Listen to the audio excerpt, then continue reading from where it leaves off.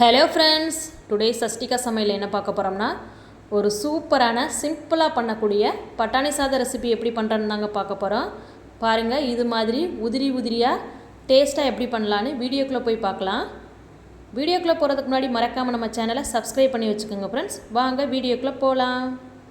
இப்போது பட்டாணி சாதம் பண்ணுறதுக்கு நான் 1 கப் முந்திரி, ஒரு பெரிய வெங்காயம் பொடியாக நறுக்கி எடுத்து வச்சுருக்கேன், தக்காளி பழம் நறுக்கி எடுத்து வச்சுருக்கேன், இது கூடவே 1 கப் பட்டாணி எடுத்திருக்கேன், இஞ்சி பூண்டு பேஸ்ட், ஒரு கைப்பிடி அளவு புதினா, பச்சை மிளகா பொடியாக நறுக்கி எடுத்திருக்கேன். இப்போது தாளிக்கிறதுக்கு பிரியாணி இலை, பட்டை, சீரகம் எடுத்திருக்கேன். வாங்க எப்படி பண்ணலான்னு பார்க்கலாம். இப்போது பட்டாணி சாதம் பண்ணுறதுக்கு ஃபஸ்ட்டு நம்ம பட்டாணியை ஒரு 10 நிமிஷம் நல்லா வேக வச்சு எடுத்துக்கலாம். பாருங்கள், பட்டாணி நல்லா வெந்து வந்துருச்சு. இப்போது இன்னொரு கடாயில் நம்ம கொஞ்சமாக ஆயில் விட்டுக்கலாம். இப்போது ஆயில் சூடானதும் நம்ம இது கூட எடுத்து வச்சுருக்கிற பிரியாணி இலை, பட்டை, சீரகம் இது 3ஐயும் ஆட் பண்ணி நல்லா கிளறி விட்டுக்கலாம். இப்போ சீரகம் பொரிஞ்சதும் இப்போ இது கூட நம்ம எடுத்து வச்சுருக்கிற முந்திரியை ஆட் பண்ணி நல்லா கிளறி விட்டுக்கலாம். இப்போ முந்திரி லைட்டாக ஒரு ப்ரௌன் கலரில் வர அளவுக்கு நல்லா வறுத்துக்கலாம். பாருங்கள் ஃப்ரெண்ட்ஸ், முந்திரி கலர் மாதிரி வந்துருச்சு. இப்போ இது கூட பொடியாக நறுக்கி எடுத்து வச்சுருக்கிற பெரிய வெங்காயத்தை ஆட் பண்ணி நல்லா கிளறி விட்டுக்கலாம். வெங்காயம் பொன்னிறம் வர வரைக்கும் நல்லா வதக்கிக்கலாம் ஃப்ரெண்ட்ஸ்.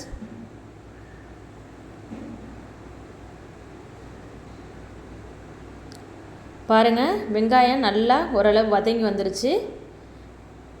இப்போ இது கூட நம்ம நறுக்கி எடுத்து வச்சுருக்கிற பச்சை மிளகாய் ஆட் பண்ணி நல்லா கிளறி விட்டுக்கலாம்.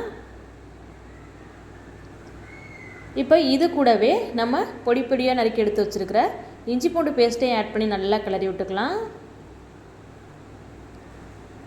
இஞ்சி பூண்டோட பச்சை வாசனை போகிற அளவுக்கு நல்லா கிளறிக்கலாம்.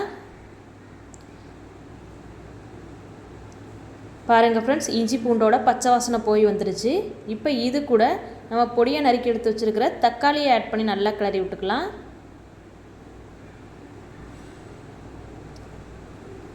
தக்காளி நல்லா வதங்கணும் ஃப்ரெண்ட்ஸ். அப்போ தான் நமக்கு டேஸ்ட் நல்லாயிருக்கும். அதனால் தக்காளியை நல்லா வதக்கிக்கலாம்.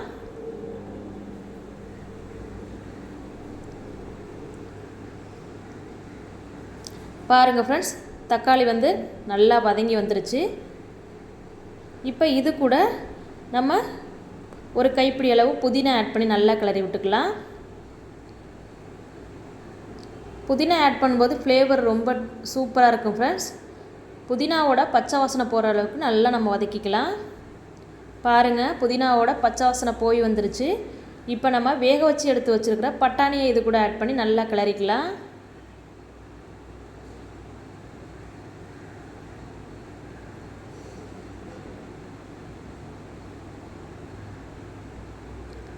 பாருங்கள், பட்டாணி நம்ம ஆல்ரெடி வேக வச்சு எடுத்துருக்கனால ரொம்ப வேகணுங்கிற அவசியம் இல்லை. இதை ஒரு நிமிஷத்துக்கு எண்ணெயிலே வதக்கி விட்டால் போதும். பாருங்கள், நல்லா வதங்கிருச்சு. இப்போ இது கூட சாதத்துக்கு தேவையான அளவு உப்பை ஆட் பண்ணிக்குவோம். இதை நல்லா கிளறிக்கலாம்.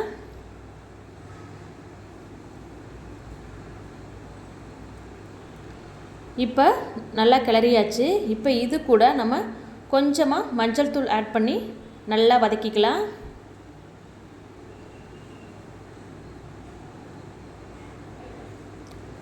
மஞ்சள் தூளோட பச்சை வாசனை நல்லா போய் வர அளவுக்கு நல்லா கிளறி விட்டுக்கலாம்.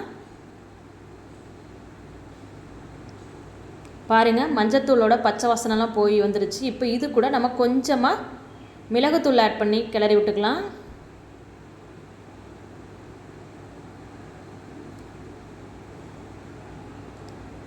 பாருங்கள் ஃப்ரெண்ட்ஸ், நல்லா கிளறியாச்சு. பாருங்கள், நமக்கு பட்டாணி சாதத்துக்கு தேவையான சூப்பரான மசாலா ரெடி ஆயிடுச்சு ஃப்ரெண்ட்ஸ். பாருங்கள், இந்த பக்குவத்துக்கு வந்ததுக்கப்புறம் நம்ம அடுப்பை ஆஃப் பண்ணிடலாம். இப்போது நான் சுட சுட சாதம் எடுத்து வச்சுருக்கேன். இப்போ இது கூட கொஞ்சம் கொஞ்சமாக ஆட் பண்ணி நல்லா கிளறி விட்டுக்கலாம். சாதத்தோடு அந்த மசாலா செய்கிற அளவுக்கு நல்லா கிளறிக்கலாம் ஃப்ரெண்ட்ஸ். நான் ஆல்ரெடி சாதத்துக்கு தேவையான அளவு உப்பு கரெக்டாக போட்டேன். நீங்கள் பத்தலைன்னா கூட இப்போ கூட ஆட் பண்ணிக்கலாம். இப்போ மீதி உள்ள சாதத்தையும் ஆட் பண்ணி நல்லா கிளறிக்கலாம்.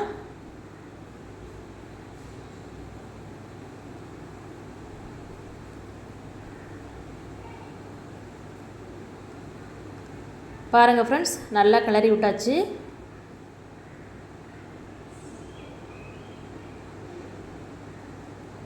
பாருங்கள், நமக்கு தேவையான சூப்பரான பட்டாணி சாதம் ரெசிபி ரெடி ஆயிடுச்சு ஃப்ரெண்ட்ஸ். இதை நீங்கள் லஞ்ச் பாக்ஸ் ரெசிபியாக கூட பயன்படுத்திக்கலாம். அவ்வளோ அருமையாக இருக்கும். நீங்களும் இந்த ரெசிபி ட்ரை பண்ணி பார்த்துட்டு டேஸ்ட் எப்படி வந்துச்சுன்னு மறக்காமல் கமெண்டில் சொல்லுங்கள் ஃப்ரெண்ட்ஸ். தேங்க்யூ.